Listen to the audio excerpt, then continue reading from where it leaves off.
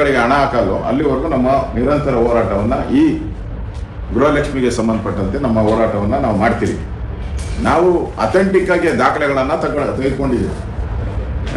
ಗದಗ ಜಿಲ್ಲೆ ತಗೊಂಡಿದ್ದೀರಿ, ಹಾವೇರಿ ತಗೊಂಡಿದ್ದೀರಿ, ಸುಮಾರು 8 ಜಿಲ್ಲೆದು ತಗೊಂಡಿದ್ದೀರಿ.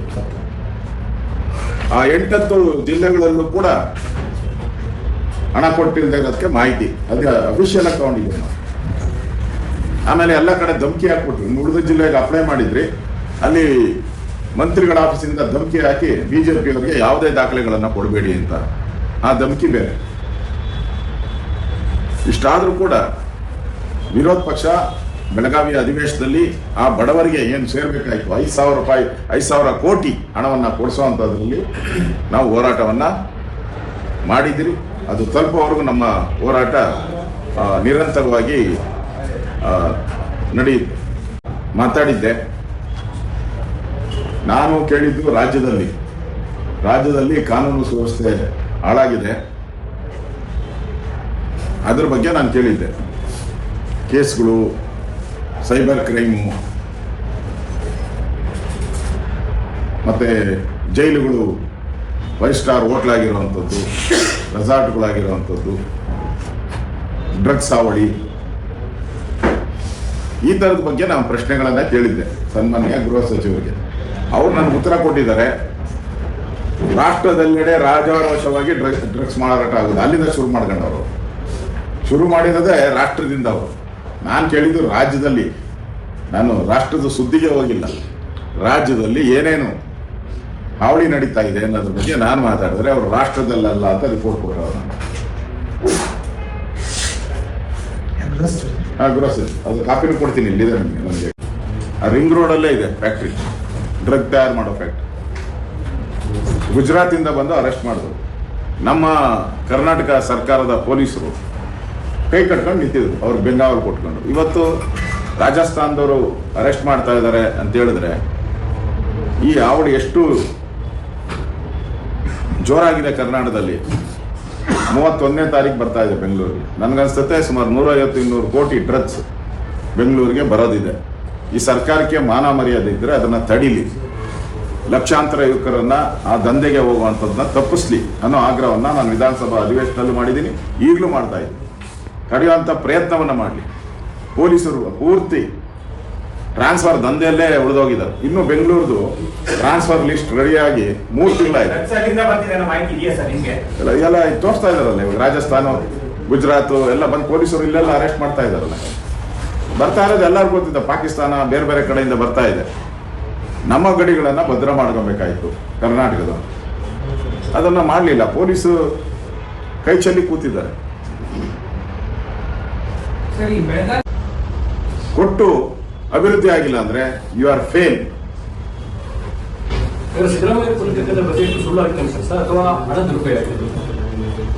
ಅವರು ಉತ್ತರ ಕರ್ನಾಟಕಕ್ಕೆ ಘೋಷಣೆ ಮಾಡ್ತಾರಲ್ಲ, ಯಾವುದು ಇಂಪ್ಲಿಮೆಂಟೇ ಆಗಲ್ಲ. ಬೆಳಗಾವಿ ನಾನು ಹೇಳಿದಲ್ಲ, ಬೆಳಗಾವಿ ಇಂಡಸ್ಟ್ರೀಸ್ ಕಾರಿಡಾರ್ಗೆ ಹಣ ಕೊಡ್ತೀನಿ ಅಂದರು. ಕೇಂದ್ರ ಸರ್ಕಾರ ರೈಲ್ವೆ ಯೋಜನೆಯನ್ನ ಅನುಮೋದನೆ ಕೊಟ್ಟು 2 ವರ್ಷ ಆಗುತ್ತೆ, ಇನ್ನೂ ಲ್ಯಾಂಡ್ ಕೊಟ್ಟಿಲ್ಲ. 2 ವರ್ಷ ಆಗೈತೆ ಅನುಮೋದನೆ ಕೊಟ್ಟು. ರೈಲ್ವೆ ಕೆರೆ, ಬೆಳಗಾವಿ ಕೆರೆಗಳ ಸುಮಾರು 12 ಕೆರೆಗಳಿಗೆ ಕೇಂದ್ರ ಸರ್ಕಾರ ಹಣ ಬಿಡುಗಡೆ ಮಾಡಿ 1.5 ವರ್ಷ ಆಗೈತೆ. ಅದಕ್ಕೆ ಹಣ ಜಾಗ ಕೊಟ್ಟಿಲ್ಲ. ಅಂದ್ರೆ ಕೇಂದ್ರ ಸರ್ಕಾರದ ಯೋಜನೆಗಳು ಬಿಡುಗಡೆಯಾಗಿ ಕೇಂದ್ರ ಸರ್ಕಾರ ಅನುಮೋದನೆ ಕೊಟ್ಟು ಹಣ ಬಿಡುಗಡೆ ಮಾಡಿದ್ರು ಕೂಡ ಇವ್ರು ಕೆಲಸ ಮಾಡ್ತಾ ಇಲ್ಲ. ಜಲ್ ಜೀವನ್ ಮಿಷನ್ ಕೇಂದ್ರ ಸರ್ಕಾರದ್ದು ವಿಧಾನಸಭೆಯಲ್ಲಿ ಹೇಳಿದ್ರು, ಹಣನೇ ಬಿಡುಗಡೆ ಮಾಡಿಲ್ಲ ಅಂತ ಕೇಂದ್ರ ಸರ್ಕಾರ. ಮೊನ್ನೆ ಇಲ್ಲಿನ MP, ಹಾಸನದ MP ಅವರು ಪ್ರಶ್ನೆ ಹಾಕಿದ್ರೆ ಹಣ ಯಾಕೆ ಬಿಡುಗಡೆ ಇಲ್ಲ ಆಗಿದೆ ಅಂದ್ರೆ, ಬಿಲ್ ಕೊಡಿ ನಾವು ಕೊಡಕ್ಕೆ ರೆಡಿ ಇದ್ದೀರಿ ಅಂತ ಮಂತ್ರಿ ಹೇಳಿದ್ರು.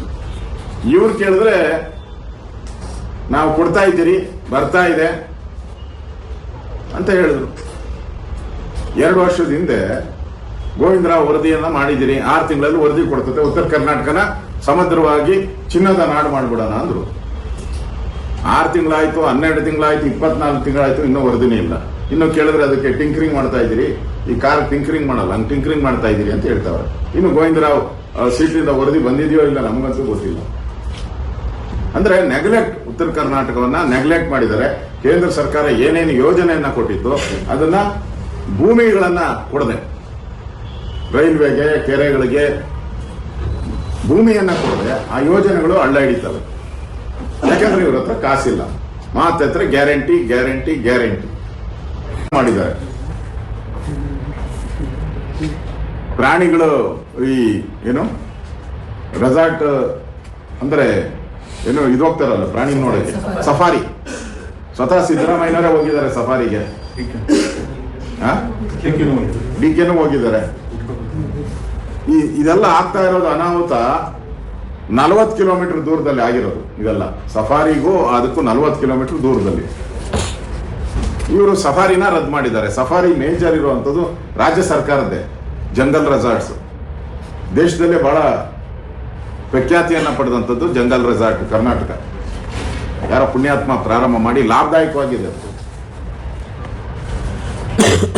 ಅದೇನೋ